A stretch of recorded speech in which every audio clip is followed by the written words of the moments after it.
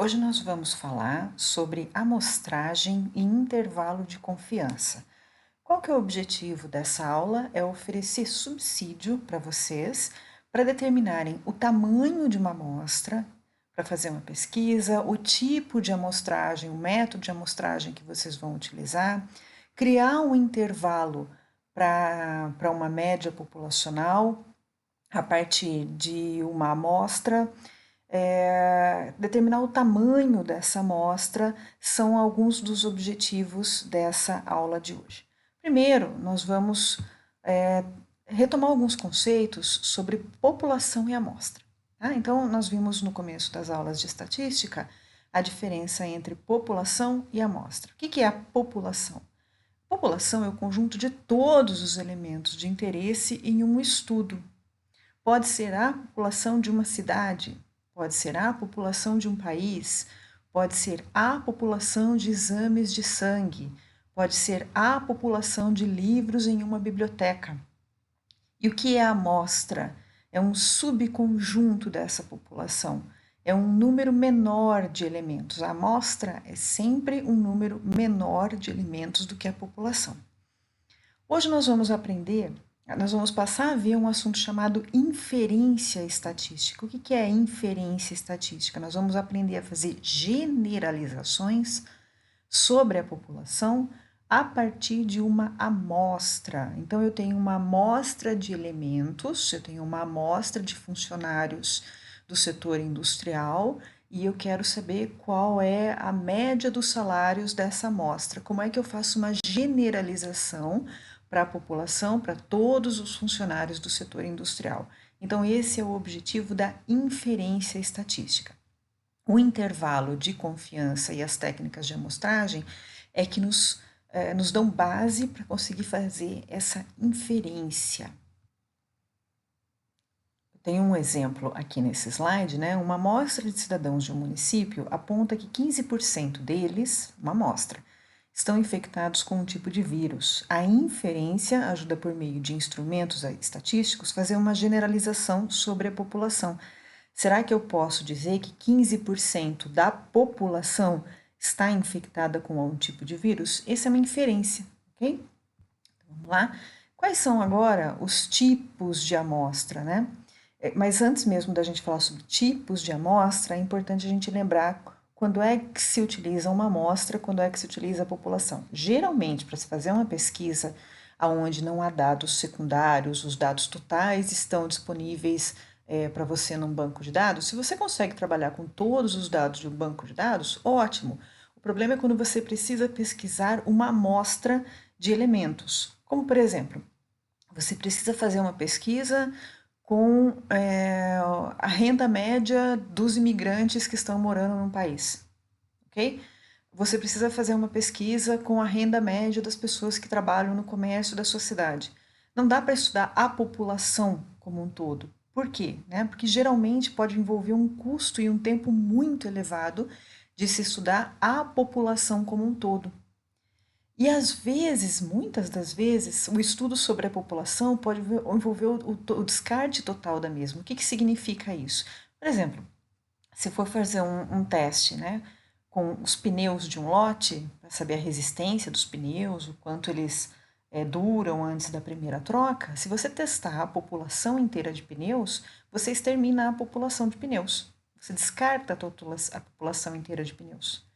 Se você for fazer um teste com todos os frascos de shampoo de uma empresa.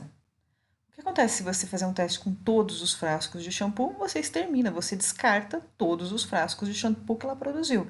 Então, normalmente, estudar a população ou é muito custoso ou envolve o descarte da população.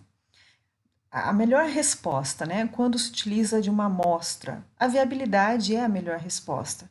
Ou seja, para eu estudar uma população, ou fica muito caro, ou eu acabo descartando a mesma. Isso torna o estudo inviável.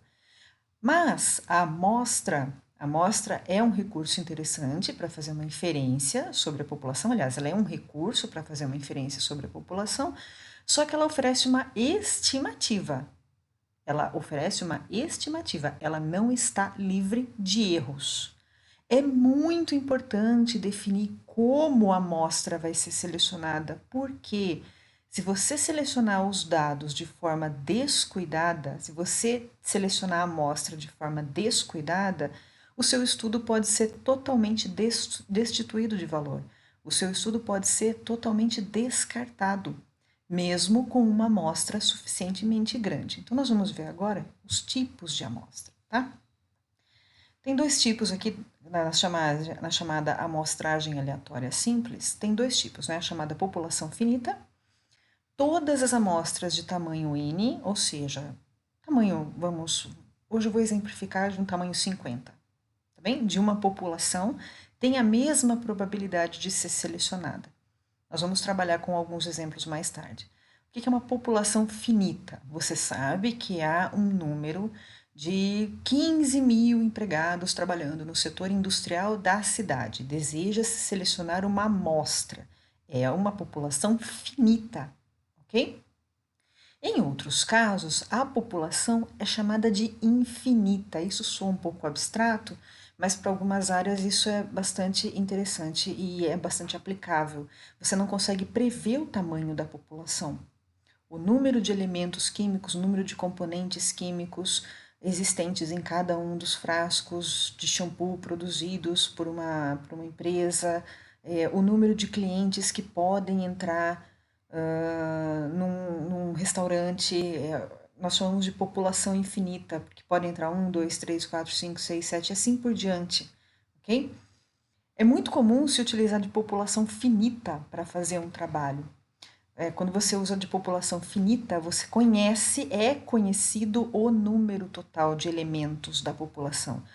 Quando você usa população infinita, não é conhecido o número de elementos total da população. Porém, a escolha de um elemento não interfere na escolha do outro. Tá bem?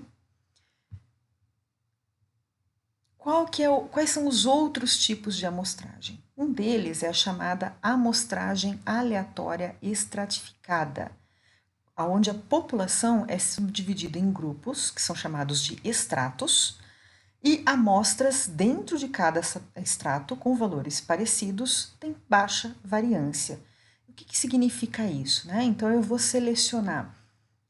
criar extratos dentro da população, como por exemplo, eu posso criar um extrato chamado renda, eu posso criar um extrato chamado idade, eu posso criar um extrato chamado raça, eu posso criar extrato chamado estatura e assim por diante. E aí você seleciona amostras dentro de cada um desses extratos. Quanto mais parecidos forem os valores dentro de cada extrato, menor é a variância que vocês vão encontrar, menor é a diferença entre os valores que vocês vão encontrar. Qual que é o outro tipo de amostragem? É a chamada amostragem por conglomerado. A população é dividida em grupos de elementos e cada elemento pertence a um só conglomerado. Veja só, o que é um conglomerado? O conglomerado ele envolve amostras com elementos que são diferentes, mas fazem parte de um determinado conglomerado. E eu já vou dar um exemplo da diferença entre a amostragem aleatória estratificada e por conglomerado. Já vou chegar lá. E a chamada amostragem sistemática, que é a divisão da população em número de elementos. A amostragem sistemática seleciona o enésimo elemento. Então, você tem uma população e você começa a selecionar, por exemplo, o 10º, o 20º, o 30º, o 40º, o 50º, ou o 5º, o 15º, o 25º, o 35º, o 45º e assim por diante. Tinha uma brincadeirinha do Silvio Santos que era o 1, 2, 3, PIN, é o exemplo de amostragem sistemática. Tá? A brincadeira, né, é um exemplo de amostragem sistemática. Então, a brincadeira era a seguinte, você tinha que a cada 4 números dizer PIN, né? Então era 1, 2, 3 PIN, 5, 6, 7 PIN, 9, 10, 11 PIN. Isso significa que você está escolhendo um elemento a cada 4, tá bom? Então, se eu puder resumir a diferença entre a amostragem por extrato e a amostragem por conglomerado. Na amostragem por extrato, extrato, por exemplo, eu divido uma população de empregados da indústria de papel, da indústria têxtil, da indústria calçadista.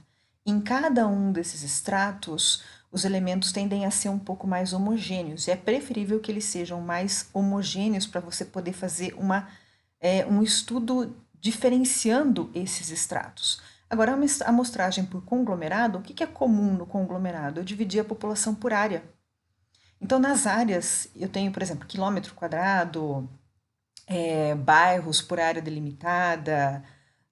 Nesse caso, nós temos elementos bem heterogêneos. Então, é importante que, numa amostragem por extrato, os elementos sejam mais semelhantes entre si, dentro de cada um dos extratos, para que aí a gente consiga visualizar a diferença entre os extratos. Aqui na amostragem por conglomerado, os elementos dentro de cada conglomerado, eles são heterogêneos. Isso dá um resultado melhor quando você compara os três conglomerados. Então, por exemplo, eu tenho uma área de Campinas, estou pesquisando área 1, área 2 e área 3 de Campinas. Uma área censitária, por exemplo. Isso aqui costuma gerar elementos bastante heterogêneos. E por fim, pessoal, os chamados métodos não probabilidade, métodos não probabilísticos, que são a amostragem por conveniência. O que é amostragem por conveniência? E essa é usada com uma certa frequência, mas os resultados não costumam ser muito confiáveis. Quando você tira uma amostra da sua conveniência, significa que você tem facilidade de acesso aos elementos. Como, por exemplo, uma rádio, a Jovem Pan, resolve fazer uma pesquisa sobre intenção de voto com seus ouvintes. Vejam só, é conveniente para ela. Por quê? Porque são pessoas fáceis dela acessar, são pessoas que ouvem a rádio, que acessam o site, só que é uma amostra totalmente tendenciosa. Por quê? Porque são pessoas que ouvem a Jovem Pan. Então, das pessoas que ela tem facilidade de acesso, são pessoas que geram uma amostra, geram resultados da amostra muito tendenciosos. Ou como um professor que resolve fazer uma pesquisa entre os seus alunos sobre renda, a renda média do estudante, a renda familiar média do estudante, mas esse professor dá aula num curso em que geralmente a média dos estudantes é mais elevada. Então ele teve facilidade aos dados, de acesso aos dados, porém a confiabilidade do resultado acaba sendo baixa, porque ele não pode fazer uma inferência para a população de toda a universidade, né? Tem uma segunda amostragem chamada amostragem por julgamento, que é quando se escolhe os elementos mais representativos da população por conhecimento prévio. O que significa isso? Um exemplo, eu vou procurar dentro de um congresso aqueles que eu sei que têm uma visão um pouco mais democrática da sociedade, e perguntar o que eles pensam sobre democracia. E eu vou entender isso como uma inferência, como uma generalização para todo um congresso, né? Ou para todas as pessoas que têm uma visão um pouco mais ampla da democracia. Eu estou selecionando pessoas por um julgamento prévio. Pode ser que elas não sejam representativas dessa população. É um julgamento meu. Então, quando uma pessoa se coloca numa postura extremamente conservadora sobre política, que defende métodos não muito democráticos sobre gestão pública, e alguém olha e diz, essas pessoas respeitam a democracia, então é com essas pessoas que eu vou fazer a pesquisa, aí já ficou um pouco tendencioso, porque foi um julgamento prévio de que aquele grupo de pessoas que na verdade não defende democracia acabaram sendo selecionadas para representar uma população que defende democracia. Então, o julgamento e a conveniência acabam gerando resultados um pouco tendenciosos ou mesmo não confiáveis. Bom, conhecido um pouco as técnicas de seleção de amostra, quais são os tipos de amostra que existem, o que é que nós vamos fazer agora? Nós vamos trabalhar com métodos para determinar tamanho da amostra e métodos para determinar uma estimativa da média populacional. Então, se eu puder ilustrar né? Nós temos aqui em verde mais escuro a população e nós temos aqui amostras dessa população, ok? Então, cada amostra gera uma média amostral e um desvio padrão. Cada amostra gera uma média amostral e um desvio padrão. Mas existe o desvio padrão da população e a média da população. Eu pergunto, quantas dessas amostras são representativas dessa população? Em estatística se diz que a coleção dessas médias amostrais é chamada de distribuição da média amostral. Okay? É só um conceito que vocês vão encontrar na bibliografia básica, distribuição da média amostral. Então, nós temos médias diferentes para cada amostra, o conjunto delas é a distribuição da média amostral. Então, vamos lá. Primeiro, né? Tem algo na estatística que beira um número cabalístico, um número mágico, que é o tamanho da amostra. Okay? O que é uma grande amostra? O que é uma pequena amostra? Nessa aula, nós vamos aprender a determinar métodos para a grande amostra e não para a pequena amostra. O que a estatística considera como grande amostra? Isso não significa que seja o tamanho ideal da sua amostra, ok? Mas a estatística considera que uma amostra com mais do que 30 elementos já é considerada uma grande amostra. Bom, como é que se conseguiu chegar a esse número? Que quando você não conhece um pouco da estatística, você acha que é um número mágico, que é um número cabalístico. Não é. Estatísticos fizeram testes e perceberam que quando a amostra possui um número de elementos maior do que 30, a distribuição amostral da média, né, ela pode ser aproximada por uma distribuição normal de probabilidade, que é o que nós vimos anteriormente. Então, se você olhar amostras pequenininhas, elas têm uma variabilidade muito grande entre os valores. Esse teste já foi feito. Amostras muito pequenas geram variabilidade muito grande entre os dados. Conforme você vai aumentando o número de dados, a distribuição dos dados da sua amostra ficam mais próximos de uma distribuição normal, que é aquela que nós vimos na aula anterior, sobre distribuição normal de probabilidade. Ok? Então, pessoal, a partir de agora, nós vamos aprender métodos para estimar a média populacional e o tamanho da amostra, supondo que qualquer amostra possui mais do que 30 elementos. Então, vamos começar. Né? Vamos começar primeiro com esse assunto que é estimar o intervalo de confiança. Sempre, em todos os slides, vocês vão ver esse N maior do que 30 aqui, que é para vocês lembrarem que nós estamos fazendo estimativas para grandes amostras e não para pequenas amostras, tá bom? O intervalo de confiança, o que é o intervalo de confiança ou uma estimativa intervalar? É uma amplitude de valores que tem a probabilidade de conter o verdadeiro valor da população.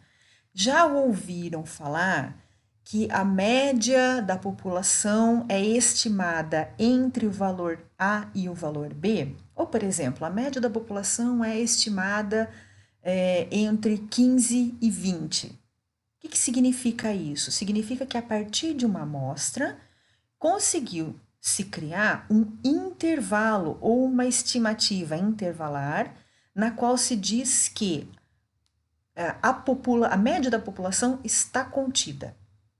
Ou seja, a partir daquela amostra, se pode dizer, aquela amostra contém a média da população. Contém a média da população. E essa amostra gerou uma média com um intervalo de quanto? De 15 a 20. Pode ser que a média da população seja 15,2, pode ser que a média da população seja 16, 17, 18, 19,8. O que se diz é que aquela amostra contém a média da população. Porém, para você estimar a média da população, primeiro você precisa gerar um grau de confiança. E aí, o grau de confiança. O que é o grau de confiança? E que nós já vimos essa figura aqui, né? Na distribuição normal, nós já vimos essa figura. O grau de confiança, aqui eu extraí uma citação de um autor chamado Triola, ele diz o seguinte: utiliza alfa para descrever uma probabilidade que corresponde a uma área. Então, eu vou pegar alfa como essas duas áreas pequenininhas aqui, em cada extremidade da nossa curva de distribuição normal, ok? É a probabilidade 1 menos alfa é o que está aqui dentro, de o intervalo de confiança conter o verdadeiro valor do parâmetro populacional. Em outras palavras, eu posso dizer o seguinte: supondo, tem 3 graus de confiança que são bem comuns: 90%, 95% e 99%. Esse 90%, 95% e 99% dizem respeito àquela tabela que nós já vimos, que é a tabela do valor crítico ou do score Z, da distribuição normal. Nós temos sempre que lembrar que a área sob a curva é exatamente igual a 1. Se a área sob a curva é exatamente igual a 1 e eu dividi-la exatamente ao meio, eu vou ter 50% da curva para o lado direito e 50% da curva para o lado esquerdo, ok? Quem é que está aqui no meio? A média populacional. Estima-se que, em uma distribuição normal, que exista mais do que 30 elementos, a média ela está sempre aqui no meio da curva. Bem, então aqui eu tenho os valores da variável que eu estou pesquisando, que pode ser idade, que pode ser salário, que pode ser estatura, e aqui a probabilidade desses valores acontecerem. Então, o que se estima? Que a média ela vai estar muito próxima daqueles valores que são mais prováveis de acontecer, bem aqui no meio da curva, tá bom? Quando nós dividimos essa curva em intervalos de confiança, nós dizemos o seguinte, por exemplo, para um intervalo de confiança igual a 90%, o que significa 90%? Eu posso dizer que tem 2,5% desse lado da curva, mais 2,5% desse lado da curva, que contém valores muito distantes da média. Se eu usasse um grau de confiança igual a 95%, eu diria, aqui no caso é 5%, ok? E não 2,5%. Então, para um grau de confiança igual a 90%, eu diria que tem 5% dos valores nesse trechinho aqui da curva e 5% desses valores nesse trechinho da curva, que são valores que estão muito distantes da média, são muito pouco frequentes. Lembram disso? Quanto mais distante da média eles estão, menos frequente eles são. Se é estabelecido um grau de confiança igual a 95%, o que significa isso? Que em cada extremidade da curva existe 2,5% dos valores que estão muito distantes da média. E para o intervalo de confiança de 99%, tem 0,5% nesse cantinho aqui e 0,5% nesse cantinho aqui que estão distantes da média. Como é que isso se aplica? Né? Como é que a gente usa isso para determinar um intervalo de confiança? Vamos lá? Por exemplo, eu coloquei um exemplozinho aqui. Suponha uma pesquisa sobre remuneração de diretores de finanças empresariais com diferentes amostras de tamanho N igual a 200. Tá bem? Então, vamos supor que uma agência está fazendo uma pesquisa na América Latina com um diretor de finanças empresariais e ela selecionou várias amostras de 200 elementos e construiu um intervalo de 90% de confiança para cada amostra. Isso aqui, pessoal, é muito importante ser determinado, tá bem? Disse que, no longo prazo, 90% desses intervalos, 90% dos intervalos construídos sobre as diferentes amostras que ela selecionou, contém a média populacional. Então, eu não sei a média, eu não conheço a média populacional, ok? Eu não conheço a média da remuneração dos diretores de finanças na América Latina. Eu não conheço essa média dessa população de diretores de finanças empresariais na América Latina. Não conheço. Então, uma empresa, uma agência, fez uma seleção de várias amostras, e cada amostra continha 200 diretores. Cada amostra contém 200 diretores. Vamos supor que ela escolheu aí 5 amostras, tá bem? Para facilitar um pouquinho o nosso entendimento. Para cada uma dessas 5 amostras, ela fez uma estimativa da média de remuneração. Então, a amostra 1 gerou uma média de remuneração de 15.000 a 16.000. A amostra número 2 gerou uma média de remuneração de 15.200 a 16.300. A amostra número 3 gerou uma média de remuneração de 15.100 a 16.000 reais. E assim por diante. Nós vamos dizer que 90% dos intervalos construídos contém a média populacional. É errado dizer que há 90% de chance da média populacional estar no intervalo. Quando você constrói o intervalo, nesse caso aqui, 90% deles contém a média populacional. Okay? Contém a média populacional. E qual o percentual de intervalos que não contém a média populacional? 10%. É um percentual muito pouco de intervalos que não contém a média populacional, ok? Então, eu tenho uma observação aqui, ó, é muito pouco provável que a média de uma das amostras se localize nessas extremidades da curva. É muito pouco provável. Há uma probabilidade de 10% da média amostral se encontrar em uma das caudas. A maioria das médias das amostras, nesse caso aqui dessa pesquisa dos diretores de finanças, elas se encontram próximas da média populacional. Maioria quanto, professora? 90% dos intervalos que você gerar contém a média populacional. Tudo bem. Bom, determinado o grau de confiança, professora, mas como é que eu vou saber qual grau de confiança eu devo usar num teste? Normalmente, são esses três valores, esses 3 graus de confiança que se utilizam: 90, 95 e 99% de confiança.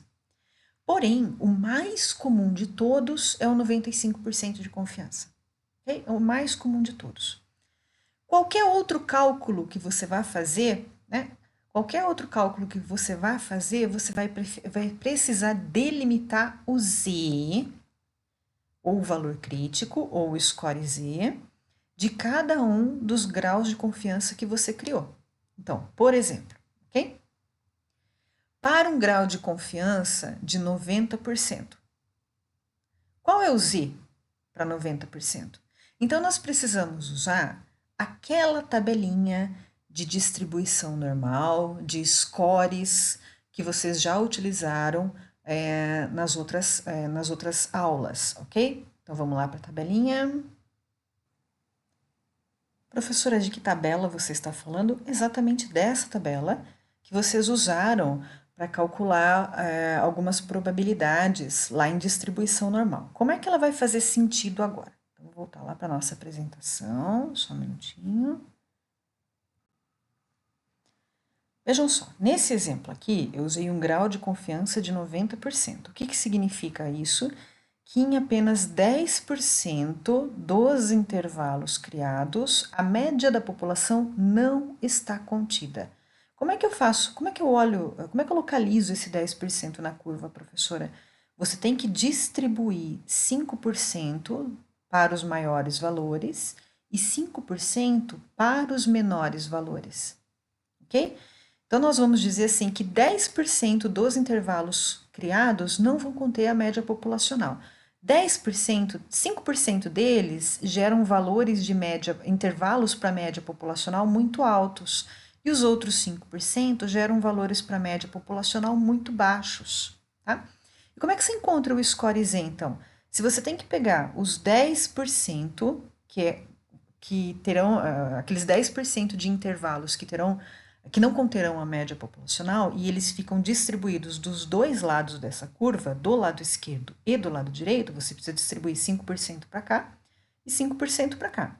Aí eu te pergunto, quanto foi que sobrou entre esse 5% e a média? Sobrou 45% da curva, ok? Então, olha aqui, sobrou 45% da curva. Aí sim, eu volto lá na nossa tabela de distribuição normal e procuro 45% da curva ou 0,45.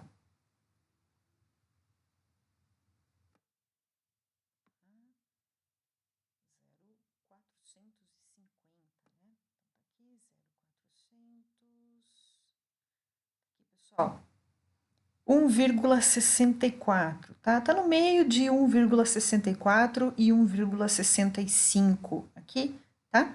Então, nós vamos usar aqui o 1,64,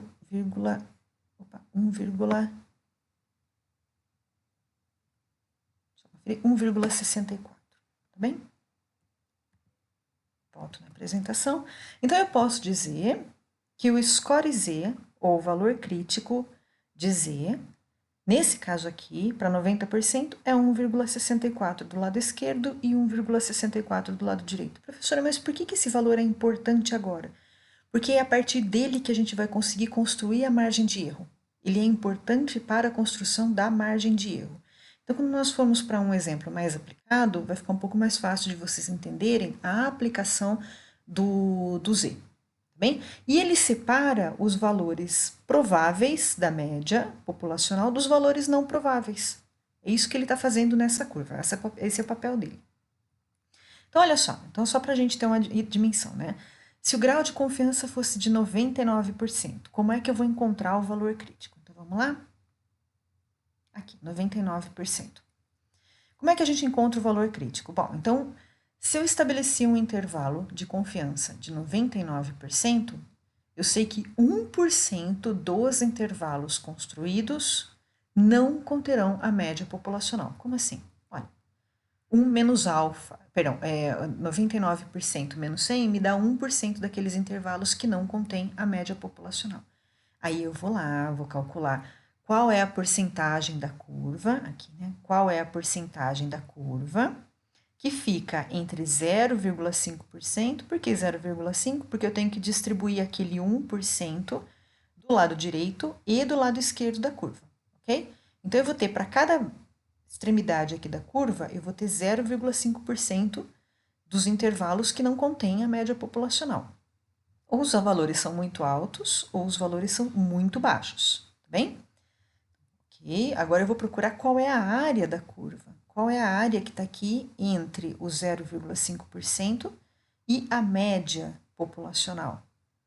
0,495. Quando eu volto naquela tabela, só não vou voltar novamente agora, eu vou encontrar o seguinte, que o Z referente a essa área da curva é igual a 2,57.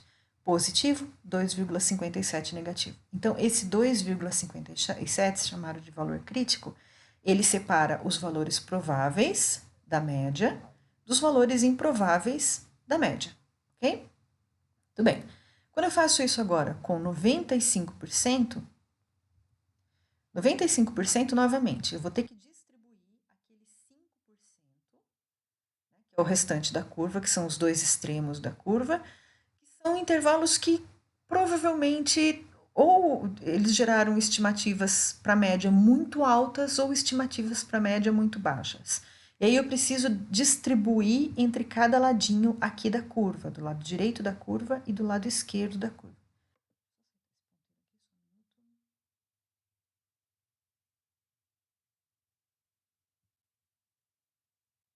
Então, eu vou dizer o seguinte, que tem 2,5% dos intervalos gerados a partir daquelas amostras dos diretores de finanças na América Latina, 2% dos intervalos gerados não contém a média populacional. Ou eles deram valores muito altos para a média populacional, ou eles deram valores muito baixos, tá bom? E aí, quando eu procuro o Z referente a essa área, como é que eu faço, né? Do meio, da metade da curva, eu vou tirar 0,025, que é o equivalente a 2,5%. E aí eu vou encontrar que entre esse pontinho aqui e a média, tem uma área correspondente a 0,475. Vejam que aqui eu coloquei uma outra forma de calcular o tamanho da área, tá?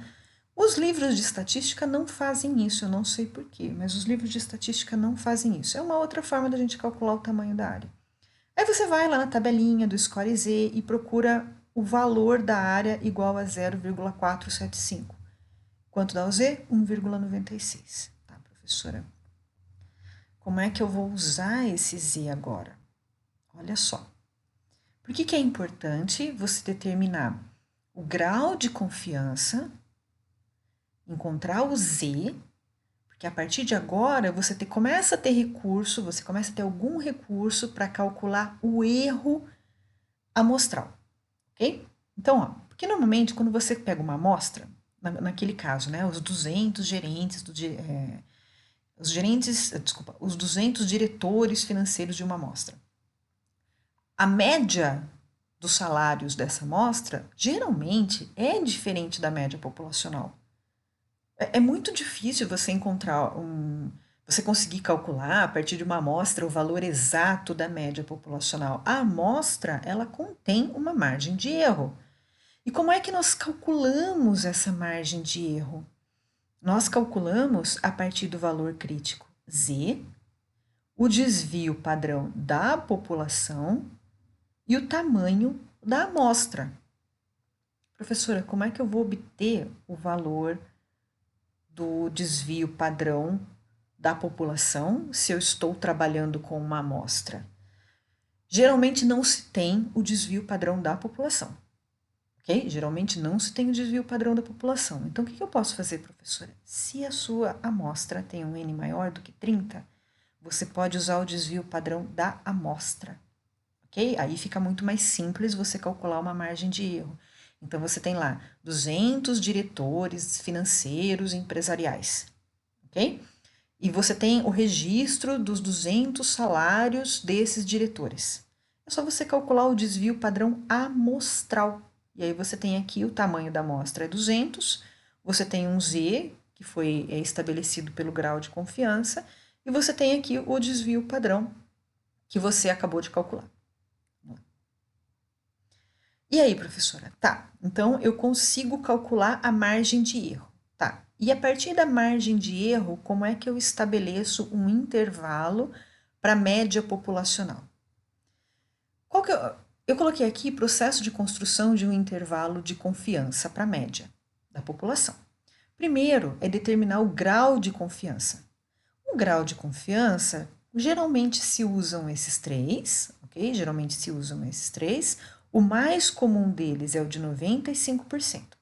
Legal. Estabelecido esse primeiro passo, calcule a margem de erro, ok? Se o desvio padrão da população não for conhecido, você pode usar o desvio padrão da amostra, desde que a sua amostra tenha mais do que 30 elementos. Por isso, esse número ele serve como uma referência para vocês. Sempre que precisar escolher uma amostra e fazer uma inferência sobre a população, garanta que tem pelo menos 30 elementos na sua amostra. Tá bem? 30 elementos ou mais.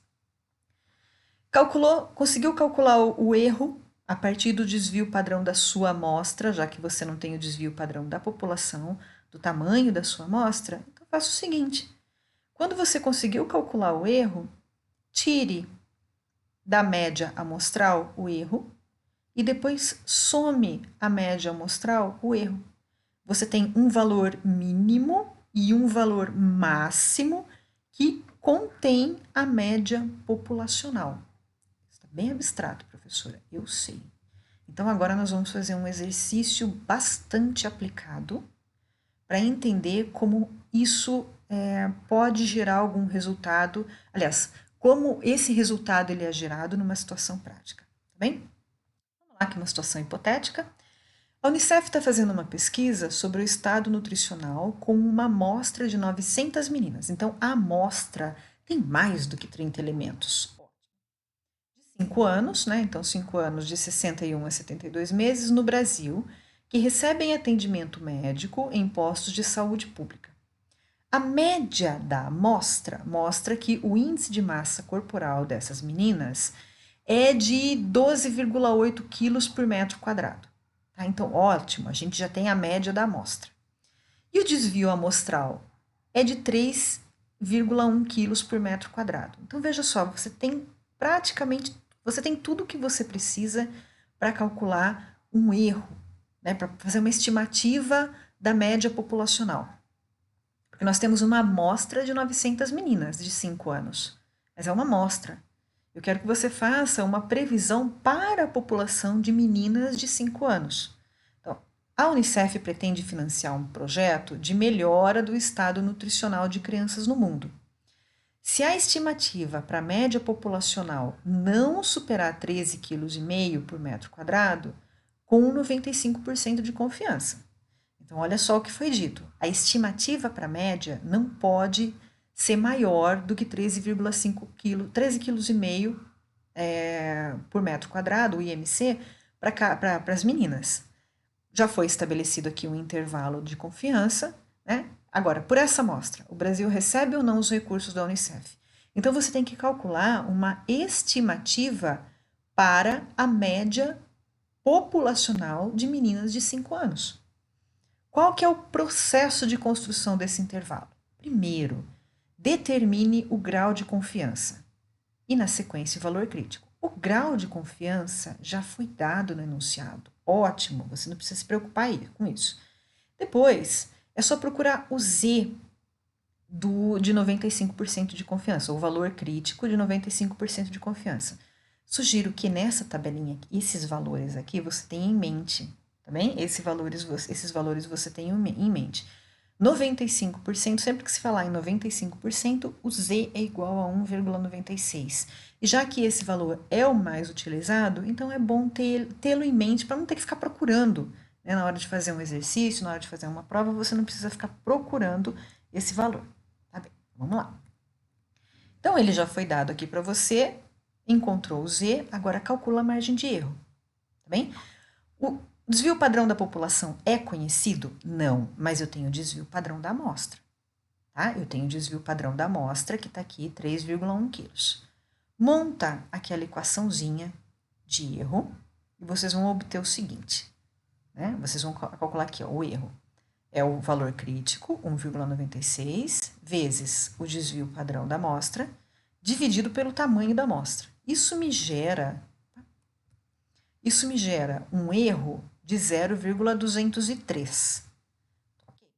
Esse erro aqui, vocês vão subtrair da média amostral, que vocês também têm no exercício, e vão somar, criar um segundo valor, cria um primeiro valor, que é igual, que é a média amostral menos o erro, e um segundo valor, que é a média amostral mais o erro.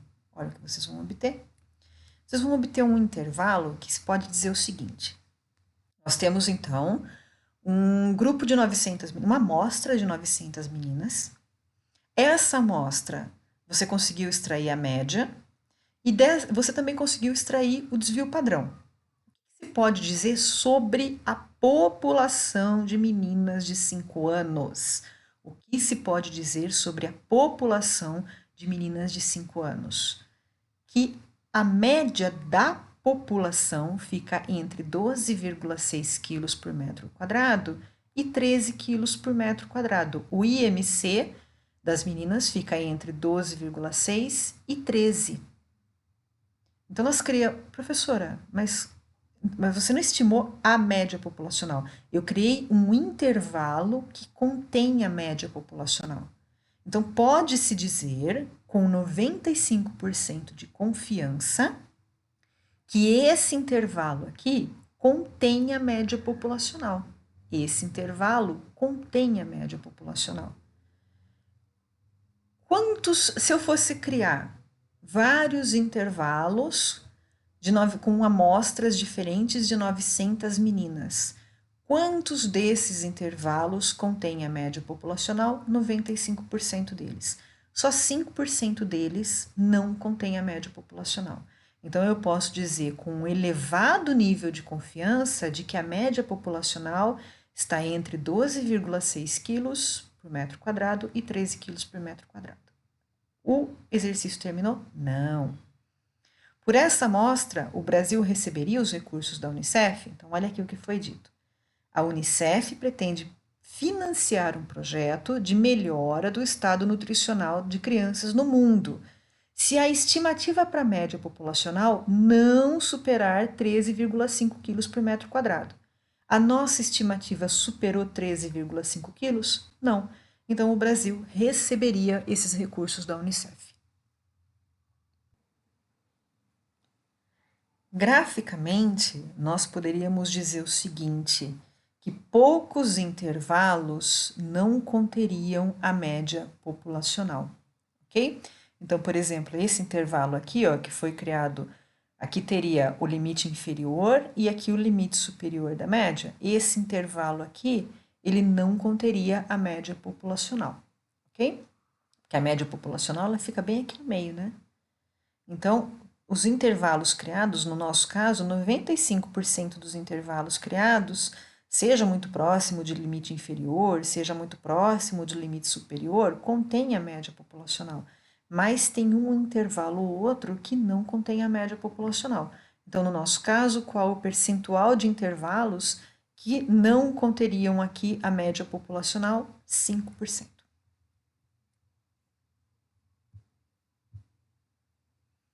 Pessoal, aí vem uma outra questão que não é fácil de ser resolvida pela disponibilidade de informação. Como se determina o tamanho da amostra? Essa é uma tarefa bastante complicada, não é uma tarefa simples, tá? Mas, por exemplo, ó, você ainda não coletou os dados, você não tem dado nenhum ainda. Como saber quantos elementos da população você deve escolher? Bom, primeiro, né, eu vou usar um exemplo para ficar um pouco mais fácil de entender. Suponha que você deseja estimar a renda média das pessoas que concluíram o ensino superior no Brasil, tá bom? Você deseja estimar a renda média das pessoas que concluíram o ensino superior no Brasil. Quantas rendas você deve incluir na sua amostra? Qual deve ser o tamanho da sua amostra para você fazer uma inferência sobre a população? Um detalhe, né? Se você escolher uma amostra muito grande, você pode perder tempo, você pode perder dinheiro. Amostras grandes, elas são boas porque elas resultam num desvio padrão menor. Elas resultam numa variabilidade menor dos dados, mas também elas levam você a perder mais tempo e mais dinheiro. Por outro lado, a amostra muito pequenininha pode ter uma variabilidade muito grande dos dados e resultar em dados que não são confiáveis. Bom, ok. Então, partindo daquela equação anterior sobre como calcular o erro, nós conseguimos isolar a variável n, que é o tamanho da amostra, da seguinte forma. Você consegue isolar a variável n aqui. E por essa equação, você consegue estimar o tamanho da sua amostra. Dois detalhes. Como é que você consegue o valor do desvio padrão? Esse é o mais difícil. E do erro, não tão difícil. Como é que você consegue o valor de desvio padrão e do erro?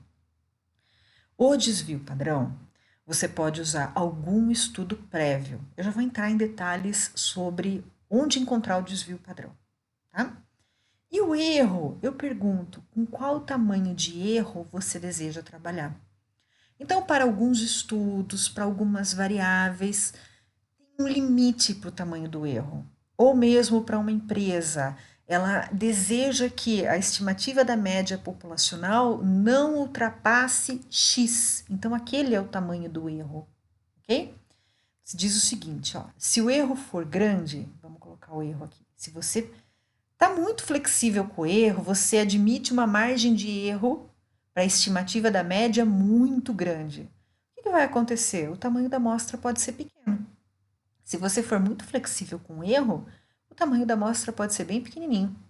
Agora, se você não é nada flexível com o erro, se o erro tem que ser muito pequeno, o tamanho da amostra tem que ser maior. Pessoal, isso aqui a gente consegue enxergar num quociente.